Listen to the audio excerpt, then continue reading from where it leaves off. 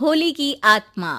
बचपन से शहर में रहने वाला मनोज इस साल होली की छुट्टियों में अपने गांव दुर्गापुर वापस आता है, जहां उसे देख पूरा गांव खुशी से झूम उठता है।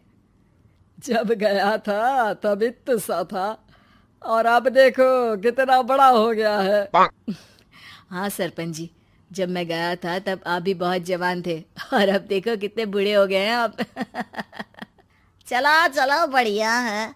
बच्चा घर वापस आ गया। इसी खुशी में आज रात पार्टी होगी। क्या बात है, गांव में भी पार्टियां होने लगी। वैसे अगर पार्टी की बात है तो आज क्यों सीधा होली पार्टी करते हैं।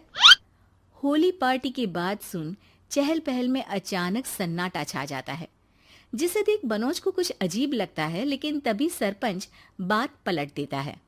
अब बहुत देर हो गई, चलो सब अपने घर चलो, पार्टी के बारे में कल सोचेंगे। मनोज भी मम्मी पापा के साथ घर आ जाता है, पर होली पार्टी और उस पर पूरे गांव की खामोशी वाली बात अभी तक उसके जहन से निकलती नहीं। पापा, होली पार्टी की बात पर सब चुप क्यों हो गए थे? अरे होगी उनकी कोई अपनी बात। मुझे गांव की पंचायत ही थोड़ी पता है। थक गया हूँ, चलो सो जाते हैं, कल बात करते हैं। पापा की बात मानते हुए मनोज भी सोने चला जाता है। आज तो छुपा लिया, लेकिन हफ्ते बाद जब होली का दिन आएगा तब इसे कैसे रोकोगे? अगली सुबह सूरज के साथ ही मनोज भी गांव घूमने निकल जाता है, जिस पर रास्ते में उसे अपनी ही उम्र के कुछ लड़के भी मिलते हैं, जिनसे दोस्ती कर अब वो उनके साथ घूमने लगता है। इसी तरह कुछ दिन बीत जाते हैं और होली नजदीक आने लगती है। दोस्तों, होली में 4 दिन ही बचे हैं, पर गांव में उसकी कोई तैयारियां क्यों नहीं दिख रही? क्योंकि यहाँ होली नहीं मनाई जाती। अरे पर ऐसा क्यों? वो राजा भूषण। अरे तुम 4 दिन के लिए आए हो, क्या इतना सोच रहे हो? चलो कुछ खाने चलते हैं। इसी के साथ एक बार फिर होली की बात को टलते हुए देख मनोज को शक होने लगता है। वो घर पहुंचते ही इंटरनेट पर अपने गांव और राजा भूषण के बारे में जानकारी निकालने लगता है। क्या? मुझे आज तक ये नहीं पता था। ऐसा कैसे? किसी ने मुझे कुछ बताया क्यों नहीं? सारी जानकारी लेने के बाद मनोज गांव वालों या अपने मम्मी पापा से कुछ पूछे बिना खुद ही उसकी सच्चाई के बारे में छानबीन करने लगता है, जिसके चलते वो राजा भूषण की हवेली में पहुंचता है। वाह, क्या हवेली है यार।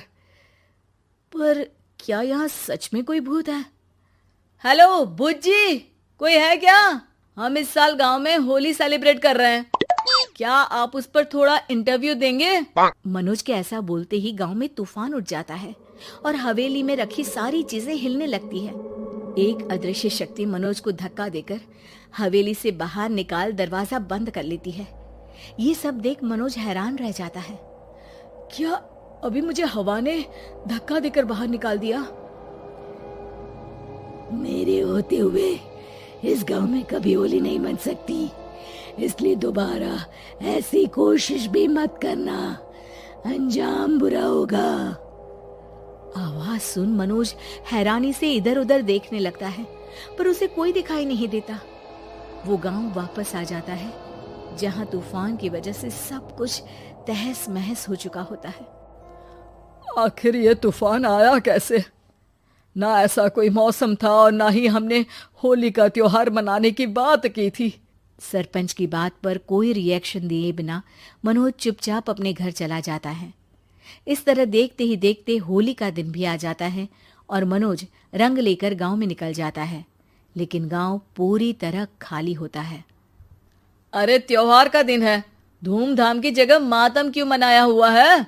मनोज की आवाज सुन सब अपने घर की खिड़कियां खोल के घर के अंदर से ही उसे वापस जाने के लिए कहने लगते हैं, पर वो किसी की नहीं सुनता। तुझे पहले भी समझाया था, अगर होली खेलने की कोशिश भी की तो अच्छा नहीं होगा। अरे बात मान लो बेटा, तुम्हें सच नहीं पता। मुझे सब पता है।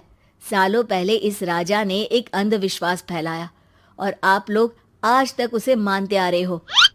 अरे बेटा, जब तुम पैदा भी नहीं हुए थे उससे भी बहुत पहले से इस गांव पर होली का श्राप है।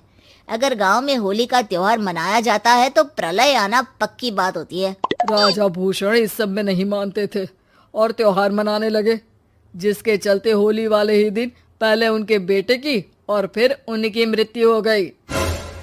तभी से गांव की रक्षा के लिए उनकी आत्मा उस हवेली में रह रही है। सबकी बातें सुन मनोज उलझन में पड़ जाता है। सोचना भी मत मनोज, अगर तुमने इस परंपरा को तोड़ने की कोशिश भी की तो उसका परिणाम इस गांव और गांव के लोगों के लिए अच्छा नहीं होगा। मुझे भी यकीन नहीं हो रहा कि आप लोग एक बेतुकी बात को मानकर सालों से रंगों के त्योहार को मातम की तरह मनाते आ रहे हो। मनोज किसी की कोई बात ना मानते हुए पूरे गांव में रंग बिखेर देता है, जिसके तुरंत बाद वहां तूफान के साथ बिजलियां गरजने लगती है। अचानक मौसम में ऐसा बदलाव देख जहां मनोज कंफ्यूजन में आ जाता है, वहीं गांव वाले डर से सहम जाते हैं।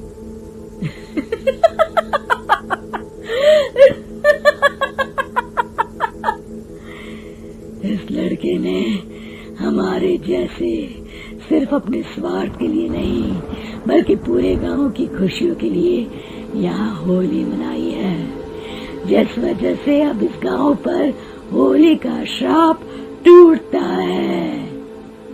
ऐसा बोलकर राजा का भूत वहां से गायब हो जाता है, जिसके बाद गांव के लोग धूमधाम से होली मनाते हैं। खुशियों के रंग गांव में बिखरे ही होते हैं कि अगली सुबह अचानक मनोज कहीं गायब हो जाता है और एक बार फिर गांव में होली का नया राज शुरू हो जाता है।